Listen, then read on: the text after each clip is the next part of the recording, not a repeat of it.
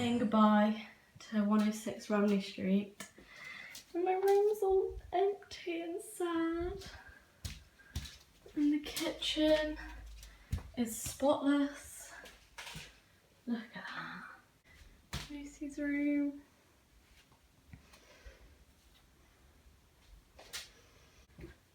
Beautiful shower. I will miss you. And this view out of here.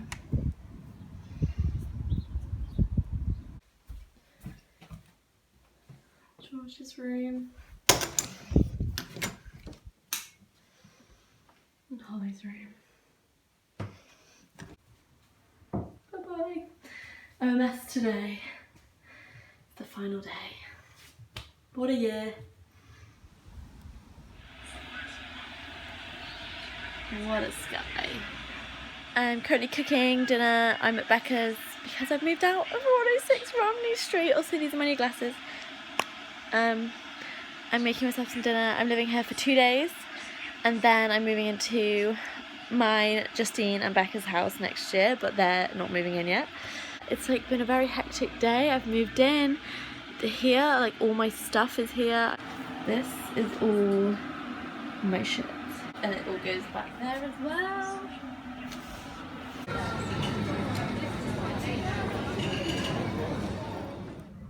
I'm actually gonna miss having such a beautiful view and like being so high up. Yeah, tomorrow Mum's coming down in the morning and we're gonna go for lunch and like kind of like look at the house, maybe do a little food shop. Yeah, have like a little day of it, and then Dad is driving down in the evening so that we can move all my shit from this flat all the way to our new house. Smile. Ruby, come!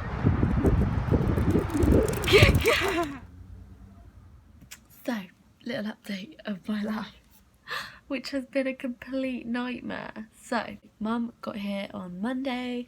We went to Kingston's, we got the key, which they did not have. The letting agent did not have our key, despite the fact telling me I could pick it up from them at 12 o'clock noon. So she gave me the number of my landlady and went, ring that.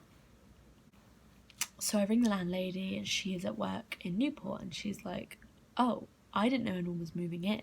They didn't tell me. So I'm like, nightmare. I've literally like booked in a day off work and my parents to drive all the way here so that I can move into the house. Luckily she gets her brother to organise to meet me at the house and bring the key. So we go to the house and he's there and then I get in. I unlock the door and there is a man stood in the living room who was the tenant who should have moved out the day before. So he's literally not allowed in the house.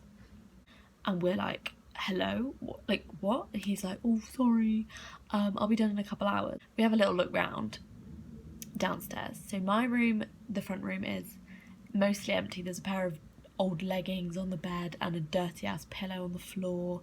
It's empty, but the wardrobe's been kicked in and it's not clean. Like, it definitely needs a hoover.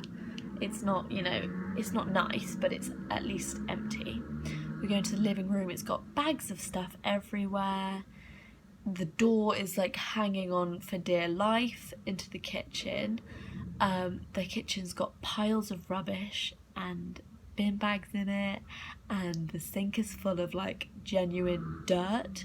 The cupboards are full, the freezer's full, there are still pictures of them on the fridge, yeah. And then I go into the bathroom and there's like towels and bags of stuff on the floor. There's still like shampoo bottles in the shower.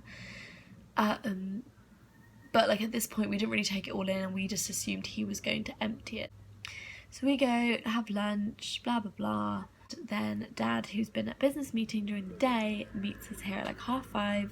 We load up the car and we drive it to the house and I open the door and it is just as bad as when we walked in earlier.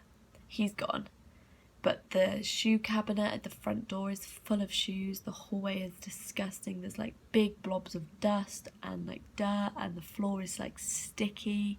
The front room's got full of bags of things, and you know, all the dirt and bin bags are still in the kitchen. The shower is mouldy, like everything is disgusting. I go outside, there are like cigarette butts everywhere in the garden and loads of bags. We go upstairs because I actually didn't look upstairs earlier, and the 2 bedrooms upstairs are like, look like people are still living there. Like, it's awful. I didn't know if they were going to come back, if they still had keys, so I'm feeling like really worried that people are going to come and like trespass and like get their stuff. But like, it's my house and they literally have no legal requirement to, like, they're not allowed to be there. We unpack into the front room, but I'm like, I didn't even sit down the whole time we were there. Like, I was just like, I can't move it. I can't live here. I can't sleep here. So I slept here last night, that night, and I was ringing her and being like, I need you to see the house, like the landlady. So she wasn't told by the tenants, by the agents, that anyone was moving in. And she didn't even know my name, she didn't even have any of our contracts and anything. Like, she was literally been messed over. I'd been messed over because they hadn't even given me the key, they hadn't told me, you know, they hadn't got the tenants out in enough time. They hadn't even got the keys off the tenants because he was still in the house when I opened the door. Honestly, like, I was so angry. I'm still so angry at the letting agent, because they literally, their job is to get them out of the house and me into the house. That's it. It's a let only property, but that is their job. They do the contracts and sort out, you know, the tenancy.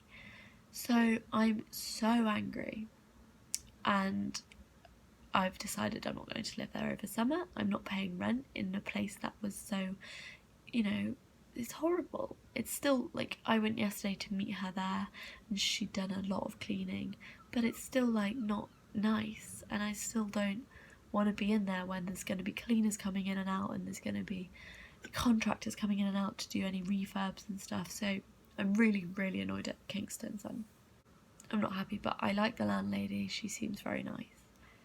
But yeah, yesterday was a complete nightmare. Not yesterday, Monday. And then yesterday also was, because I got to work and my boss pulled me aside and I thought, shit, what have I done? And she told me that the branch is closing because it can't keep up its expenses and everything. So I have been given 2 weeks notice. We've all been given 2 weeks notice to find new jobs. You know, I feel awful for my co-workers, because like, for me this was like a summer job and then I'll do fewer hours when term starts. But this is their every single day job. Like, they work full time. I only work 5 days a week. So like, oh, I feel awful. So literally, I've also decided that because of that, I don't want to be in Cardiff. I don't think I want to live there if I'm not being paid, because I'm going to find it difficult to find another job now, because it's already halfway through July. People have already hired for summer, like she did when I joined a month ago. So yeah, it's devastating really. I've sort of had the worst week and it's only Wednesday. But that's kind of a little update. Right now, it kind of feels like it's really not worth it.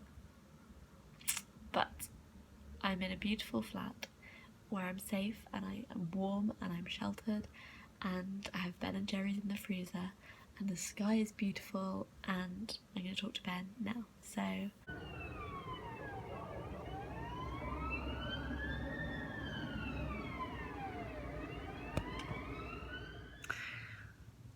it's a beautiful sky. I just feel shit because nothing in life right now except my wonderful Becca and my wonderful Benjamin and my family and everything else, you know, logistically and logically and, you know, everything. It's just kind of gone to shit. And I'm not okay at the moment. I'm going to get some food and watch The Princess Bride. But yeah, not really having a good time at the moment.